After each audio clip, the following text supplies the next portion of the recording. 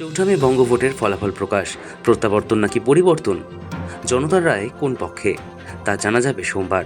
এই গণনা চলাকালীন নিরাপত্তায় কোনো খামতি রাখতে চাইছে না নির্বাচন কমিশন। বাংলায় ৭৭টি গণনা কেন্দ্রে কড়া নিরাপত্তার বলয় তৈরি করেছে কমিশন। এবার গণনা পর্ব শান্তিপূর্ণভাবে মেটাতে ১৬৫ জন কাউন্টিং অবজারভার নিয়োগ করল নির্বাচন কমিশন। কাউন্টিং অবজারভারদের সাহায্যের জন্য অতিরিক্ত অবজারভার নিয়োগ করা হয়েছে। সঙ্গে আরও ৭৭ জন পুলিশ অবজারভার নিয়োগের সিদ্ধান্ত নিয়েছে নির্বাচন কমিশন। গণনা কেন্দ্রগুলিতে আইন শৃঙ্খলা বজায় রাখা, পুরো প্রক্রিয়া যাতে নিরাপদ, শান্তিপূর্ণ, ভয়মুক্ত সম্পন্ন করা যায়, সেই লক্ষ্যেই আরও অবজারভার নিয়োগের সিদ্ধান্ত কমিশনের। বাংলায় বিধানসভা ভোট যাতে শান্তিপূর্ণ ও অবাধ হয়, সেই লক্ষ্যে আগেই একাধিক পদক্ষেপ নিয়েছে কমিশন। ভোট পর্ব বিক্ষিপ্ত অশান্তি ছাড়া শান্তিতেই মিটেছে। এবার গণনার পালা। পরিবর্তন নাকি প্রত্যাবর্তন? দেশের নজর বাংলায়। সেই গণনা পর্বে যাতে কোনো গণ্ডগোল না হয়, সেই লক্ষ্যেই অবজারভার নিয়োগের সিদ্ধান্ত কমিশনের। সংবিধানের অনুচ্ছেদ ৩২৪ ও প্রাসঙ্গিক আইনের অধীনে এই নিয়োগ করা হয়েছে বলে জানিয়েছে কমিশন। যেসব বিধানসভা কেন্দ্রে একাধিক গণনা কক্ষ রয়েছে, সেখানে কাউন্টিং অবজারভারদের সহায়তায় অতিরিক্ত অবজারভার নিয়োগ করা হয়েছে। অন্যদিকে পুলিশ অবজারভাররা গণনা কেন্দ্রের বাইরে নিরাপত্তা ও আইন শৃঙ্খলা দেখাশোনা করবেন।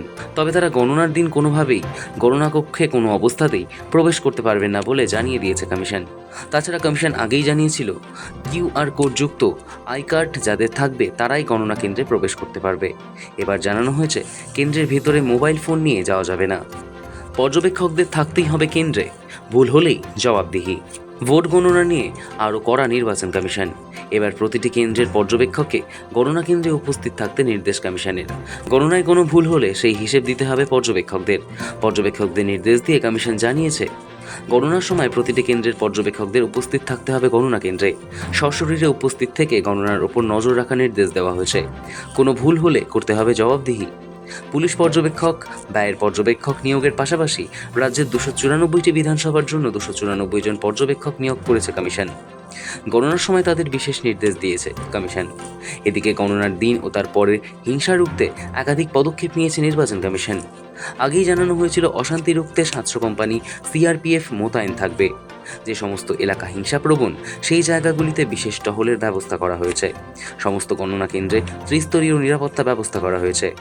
কলকাতা পুলিশের অধীনে সব গণনা কেন্দ্রের ২০০ মিটারে ১৬৩ ধারা জারি করেছে।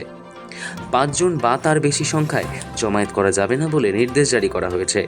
গণনার আগে উত্তেজনা, জমায়েত, বিক্ষোভ বা অপ্রীতিকর ঘটনা এড়াতে এই নির্দেশ। আইন অমান্য করলে সংশ্লিষ্ট ব্যক্তির বিরুদ্ধে আইনানুগ ব্যবস্থা নেওয়া হবে বলে জানিয়েছে কমিশন। সৌভিক চ্যানেলের রিপোর্ট, সময়, কলকাতা।